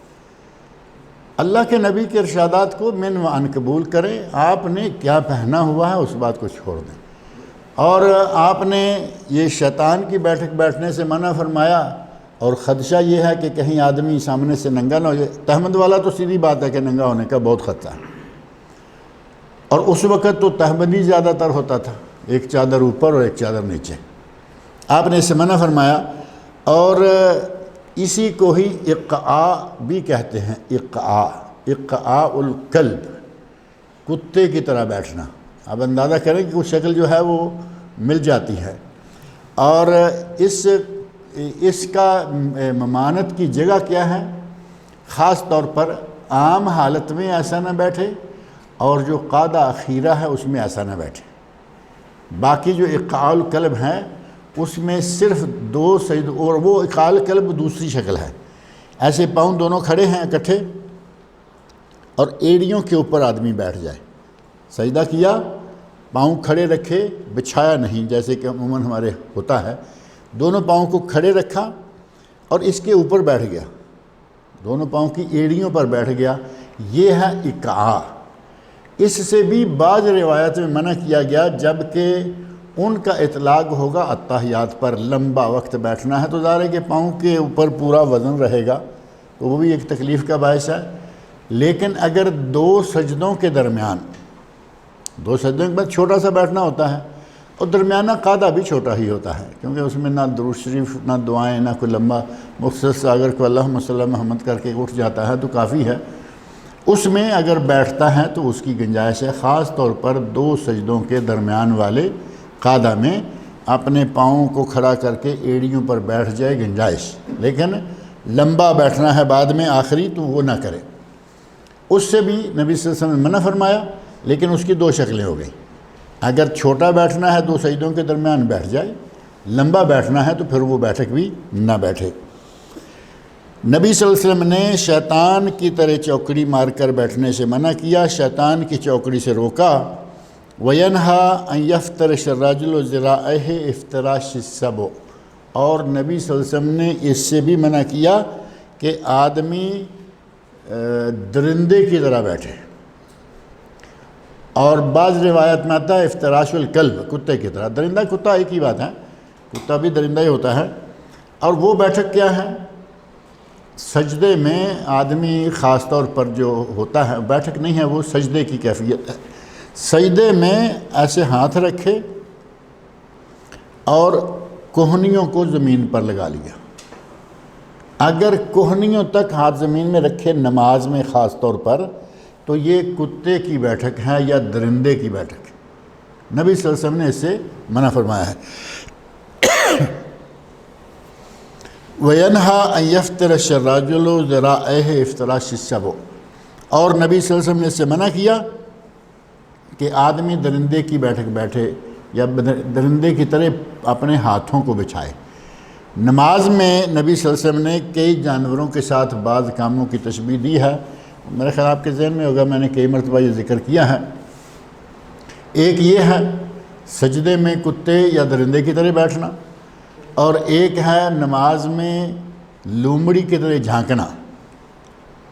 نماز پڑھ رہا ہے، سامنے دیکھا وال کلاک گھڑی لگی ہوئی ہے، نماز کے دوران اس کو بھی جھانک لیا، یہ کون جا رہا ہے دیکھ لیا، نماز کے دوران ہی ادھر دیکھا یہ بھی جا رہا ہے، سنتا پڑھ رہا ہے یہ، تو لوگوں کو آتے جاتے ادھر دیکھ ادھر دیکھ سامنے دیکھ، اس کو کہا لومڑی کی تانک جھانک، التفات الثالب، ثالب لومڑی کو کہتے ہیں۔ اور تیسری شکل جانور کے ساتھ تشبیہ دی نبی صلی اللہ علیہ وسلم نے۔ کچھ لوگوں کی عادت ہوتی ہے کہ وہ ایک جگہ اپنے لیے مخصوص کر لیتے ہیں کہ یہاں حاجی صاحب نے بیٹھنا ہے تو یہاں حاجی صاحب نے بیٹھنا ہے، ایسے جیسے مسجد کی اینٹ بھی حاجی صاحب کے ابا نے لگوائی تھی۔ اگر کبھی لیٹ ہو جائیں، آئیں گے سیدھے آ کے اپنا رومال وہاں رکھ کے پھر وضو کرنے جائیں گے تاکہ ان کی جگہ نہ کوئی لے لے۔ نبی سے فرمایا کہ یہ اونٹ کی عادت ہے، وہ اپنے باڑے میں اپنی جگہ پہ بیٹھتا ہے، تم اونٹ کی طرح مسجد میں اپنا باڑا نہ بناؤ، جہاں جگہ ملے وہاں بیٹھو، کسی جگہ کو ریزرو کرنے کی کوئی ضرورت نہیں ہے۔ رہا مسئلہ امام کا، تو امام کی مجبوری ہے کیونکہ اس کو تو مسلح پہ کھڑا ہونا ہے، وہ اس میں شامل نہیں ہوگا۔ مقتدی کو یہ اجازت نہیں ہے کہ وہ مسجد میں اپنے لیے جگہ کوئی خاص کر لے۔ لومڑی کی طرح تانک جانک، درندے یا کتے کی طرح پاؤں بچھا کے سجدہ کرنا، اور اونٹ کی طرح مسجد میں کسی خاص چیز کو جگہ کو خاص کر لینا، اور چوتھا ہے جو کوے کی طرح ٹھونگے مارنا جو سجدے پہ سجدہ سپیڈ پہ چلے جا رہے ہیں۔ اب جن چیزوں کا یا جن حرکتوں کو نبی صلی اللہ علیہ وسلم نے درندوں، کتے، فلاں فلاں کوے کے ساتھ اور مرغے کے ساتھ تشبیہ دی ہے، مرغے کی تک رہتا تو شاید کوئی بات نہیں تھی، حلال ہے، کتا بھی حلال نہیں ہے، درندہ کہیں گے تو بھی حلال نہیں ہے، اور کوا کہیں گے تو بھی حلال نہیں ہے، حرام جانوروں کے تشبیہات، اور وہ بھی نمازی کے لیے۔ گویا کہ نبی صلی اللہ علیہ وسلم نے ان کاموں کو سختی کے ساتھ منع کیا، ناپسند فرمایا، لہٰذا اس سے بچنا چاہیے۔ نبی صلی اللہ علیہ وسلم نے اس بات سے منع فرمایا کہ کوئی آدمی کسی درندے کی طرح اپنے ہاتھوں کو بچھا کر سجدہ کرے۔ وَكَانَ يَخْتِمُ الصَّلَاةَ بِالتَّسْلِيمِ، اور نبی صلی اللہ علیہ وسلم سلام پھیر کر نماز کو ختم کیا کرتے تھے۔ اب یہاں بھی جیسے لوگوں نے کہا نا اللہ اعظم، انہی لوگوں نے یہ بھی کہا ہے کہ اگر اتحیات پڑھ لیے اور ہوا خارج کر دی تو یہ نماز سے نکل گیا، یعنی سلام پھیرنے کی ضرورت نہیں ہے، نماز پڑھ لی، اتحیات پڑھ لیا، درود شریف پڑھ لیا، کوئی دعا کر لی اور ہوا خارج کر دی تو وہ نماز سے نکل گیا۔ ہمارے یہاں تو نماز سے ٹوٹ گئی نا اس کی، ہمارے یہاں تو سلام پھیرنے سے نماز سے نکلے گا، اور حدیث بھی بتا رہی ہے۔ ایک حدیث یہ ہے صحیح مسلم کی، دیگر احادیث میں آتا ہے تحریم التکبیر و تحلیل التسلیم، نماز کی تحریم تکبیر ہے، یعنی جو چیزیں نماز کے بعد جائز تھیں وہ حرام ہو گئیں نماز کی وجہ سے۔ اللہ اکبر کہہ کے نماز شروع کر دیا، باتیں حرام ہو گئی یا نہیں؟ حالانکہ بات پہ باتیں کر سکتا تھا، کھانا پینا حرام ہو گیا، بہت سارے امور ہیں جو پہلے جائز سے حرام ہو گئے۔ یہ ہیں تکبیر تحریمہ و تحلیل و تسلیم، جو چیزیں حرام ہوئی تھیں ان کو حلال کرنے کی وجہ سلام پھیرنا ہے، تحلیل و تسلیم۔ تو سلام پھیرنے سے آدمی نماز سے نکلتا ہے، وہ کہتے ہیں کہ ہوا نکالنے سے بھی آدمی نماز سے نکل جاتا ہے۔ اللہ تعالی ہمارے اس طرح کے مولویوں کو ہدایت عطا فرمائے جو عجیب و غریب قسم کے کارنامے سر انجام دیتے رہتے ہیں۔ اب سیدھی سی بات ہے کہ یہ تو ویسے بھی بات کرتے ہوئے آدمی اچھا نہیں لگتا کہ لو جی نماز میں بیٹھا ہے، مسجد میں جماعت ہو رہی ہے، آخر میں آ کے وہ ہوا نکال دے گا، کہتے ہیں اس کی نماز ہو گئی۔ اللہ کے نبی سلام پھیرتے ہیں نماز سے نکلنے کے لیے، حتیٰ کہ علامہ ابن باز رحمۃ اللہ بعض دیگر علماء نے کہا ہے کہ آدمی کسی وجہ سے نماز کے درمیان نماز کو توڑنا چاہتا ہے تو وہ جس جگہ پہنچا ہے وہی نماز کو چھوڑ دے، اسے سلام پھیرنے کی ضرورت نہیں ہے، کیونکہ سلام پھیری جاتی ہے جب نماز مکمل ہو جائے، درمیان میں تو سلام ہے نہیں۔ اور یہ نماز مکمل ہونے کے بعد سلام پھیرنے کی بجائے کچھ اور ہی کام کرنے کا مشورہ دیتے ہیں۔ اللہ تعالیٰ انہیں بھی ہدایت دے اور ہمیں بھی ہدایت پر رکھے۔ اللہ تعالیٰ مجھے اور آپ سب لوگوں کو نیک عمل کی توفیق عطا فرمائے۔ کوئی متعلقہ سوال ہو وہ آپ کر سکتے ہیں۔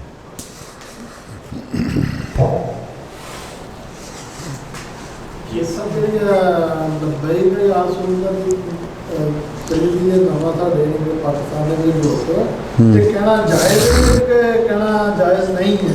بندے کے میں بحث ہوئی ہے، میں کہ قرآن اور حدیث کی کسی ثابت نہیں ہے، تو جہی چیز ثابت نہیں وہ کہنا نہیں چاہیے۔ انہیں آخیا جی حرام ہے کہنا نہیں چاہیے تو پھر وہ دلیل دیو وضاحت کر سکتے ہو۔ مسئلہ یہ ہے کہ نبی صلی اللہ علیہ وسلم کے لیے یہ کہنا لبیک یا رسول اللہ، اے اللہ کے رسول میں حاضر ہوں، تو اس کا معنی یہ ہوا کہ یہ آدمی نبی صلی اللہ علیہ وسلم کو زندہ سمجھ رہا ہے، تبھی کہے گا نا کہ یا رسول اللہ میں حاضر ہوں۔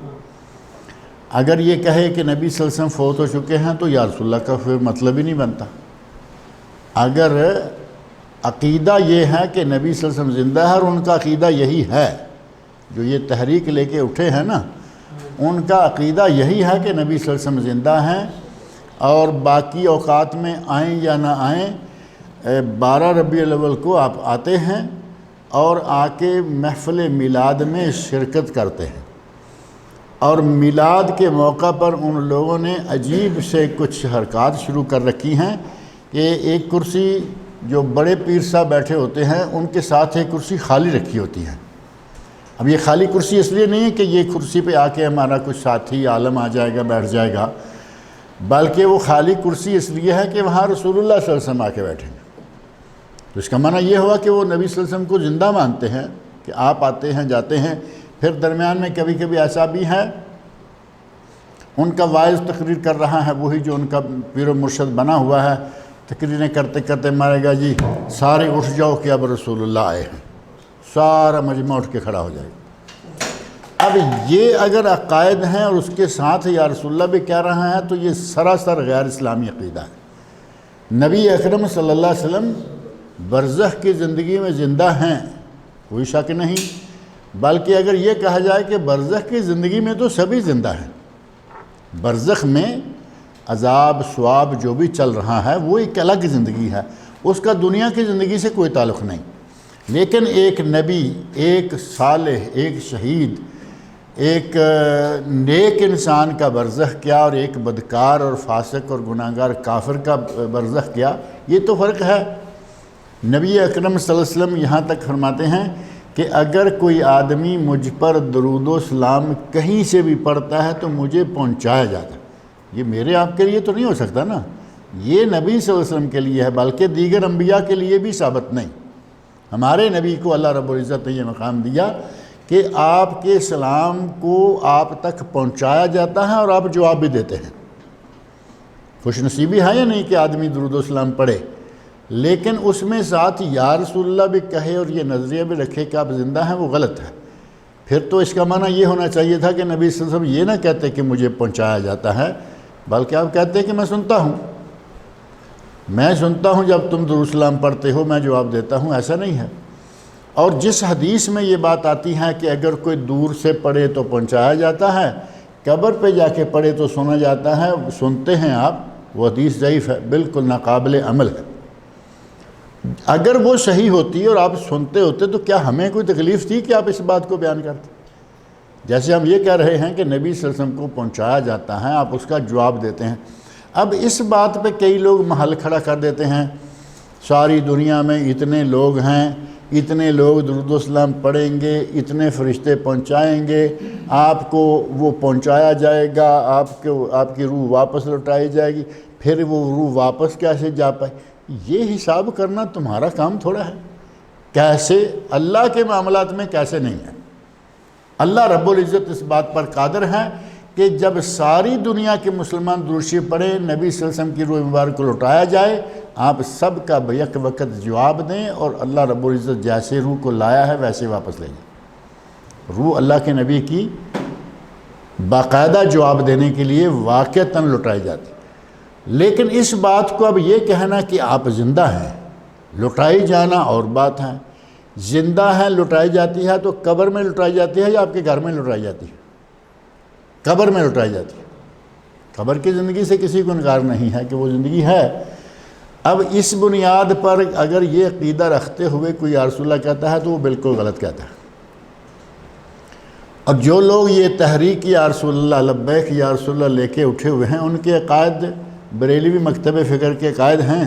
اگر کسی نے ان کے عقائد کی گراوٹ، ان کے عقائد کی تباہ کاریاں دیکھنی ہو کہ کس حد تک مشرکانہ اور بدعتی عقائد ہیں، علامہ احسان الہی ظہیر رحمۃ اللہ علیہ کی کتاب ہے البریلویہ، عربی میں انہوں نے لکھی تھی، بعد میں ان کے کسی شاگرد نے، مولانا طارمن ساجد صاحب نے اس کا اردو ترجمہ بھی کر دیا ہے بریلویت کے نام سے۔ آپ کتاب پڑھ کے دیکھیں کہ ان کے عقائد کیا ہیں۔ یہ تو وہ لوگ ہیں جن کا میں نے ایک دن ذکر کیا کہ ولیوں کو نبیوں سے اعلیٰ اور نبی صلی اللہ علیہ وسلم کو اللہ سے اعلیٰ، نعوذ باللہ۔ اس قسم کے عقائد والے لوگ ہیں یہ، جو یہ تحریک لے کے اٹھے ہیں۔ اگر کہیں ان کا کوئی کام صحیح ہے، اس کام کی تائید کی جا سکتی ہے، لیکن یہ کہ ہم اس تحریک کے ان نعروں کو بھی مانیں گے، ان نعروں کو بھی قبول کریں گے، تسلیم کریں گے، تو ایسا نہ ہو سکتا ہے، نہ ہے، نہ ہی یہ بات صحیح ہے۔ لہٰذا اس عقیدے کو صدقے یا رسول اللہ، لبیک یا رسول اللہ، یہ نظریہ، یہ الفاظ کہنا صحیح نہیں ہے۔ ہاں ایک آدمی کا عقیدہ صحیح ہے کہ نبی صلی اللہ علیہ وسلم دنیا سے تشریف لے جا چکے ہیں، آپ اپنی قبر مبارک میں ہیں، آپ قبر مبارک کی زندگی آپ کی وہ برزخی زندگی ہے۔ ایک اچھے عقیدے کا مومن مسلمان کسی موقع پہ کہتا ہے کہ یا رسول اللہ میں آپ کا دفاع کرنے کے لیے ہر قسم کی قربانی دینے کے لیے تیار ہوں، اس کے ذہن میں بات ہے کہ آپ وفات پا چکے ہیں، لیکن پھر بھی کہتا ہے یا رسول اللہ کوئی بات نہیں، کیونکہ یہ اس کا جذباتی انداز ہے۔ لیکن آدمی کا عقیدہ یہ ہے کہ نبی صلی اللہ علیہ وسلم زندہ بھی ہیں، پاس بھی آتے ہیں، وہ آدمی تو سراسر غلط عقیدے کا ہمارا کیا ہے، اس کی زبان سے یہ الفاظ نکلے ہوئے بھی غلط ہیں۔ آدمی کا عقیدہ صحیح ہو پھر یہ الفاظ کہے تو کوئی بات نہیں۔ جیسے آدمی کبھی ایسا بھی ہوتا ہے نا کہ آدمی یہاں اکیلا بیٹھا ہے، ماں باپ ملک میں ہیں، تو کسی تکلیف میں آ کے کبھی کہتا ہے اے میری ماں، ہے اے میری ماں، تو اس کو یہ تو معلوم ہے کہ ماں زندہ ہے اور ملک میں ہے اور میری بات سن بھی نہیں رہی، لیکن ایک جذبہ ہے اس کا، تکلیف میں آ کے کہہ دیا، کبھی پیار میں آ کے کہہ دیا، اس طرح کہے کوئی بات نہیں، لیکن عقیدہ بھی یہ رکھے کہ نبی صلی اللہ علیہ وسلم زندہ ہیں، اور ان کا عقیدہ ہے کہ نبی صلی اللہ علیہ وسلم زندہ ہیں، دنیاوی زندگی زندہ ہے، آپ پر آپ کی بیویاں پیش کی جاتی ہیں اور آپ شاباشی فرماتے ہیں۔ اللہ تعالیٰ ان کو ہدایت دے۔ آپ کوئی بات کرنے لگے تھے؟ یہ آپ کے اندر یہ پیچھے سب میں وہ مقرر نہیں کر سکتے جگہ، تو جو باغی صاحب کی جگہ وہاں پر ہم بنا کے رکھتے ہیں ریزرو، اس کے لیے ایسا کر سکتے انڈیا میں جو رہتا ہے امام کے پیچھے باغی صاحب کی جگہ ریزرو کر کے رکھتے ہو نماز میں۔ کس کی جگہ ریزرو کرتے ہیں؟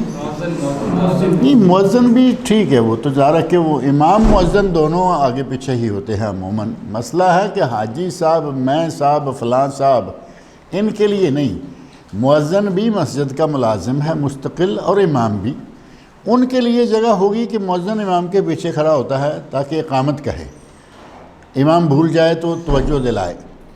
حالانکہ ہماری پوری مسجد ہی بھولی ہوئی ہوتی ہے، ساتھ مؤذن بھی بھولا ہوا ہوتا ہے، امام بھولے تو سارے ہی بھول گئے، وہ ایک الگ بات ہے۔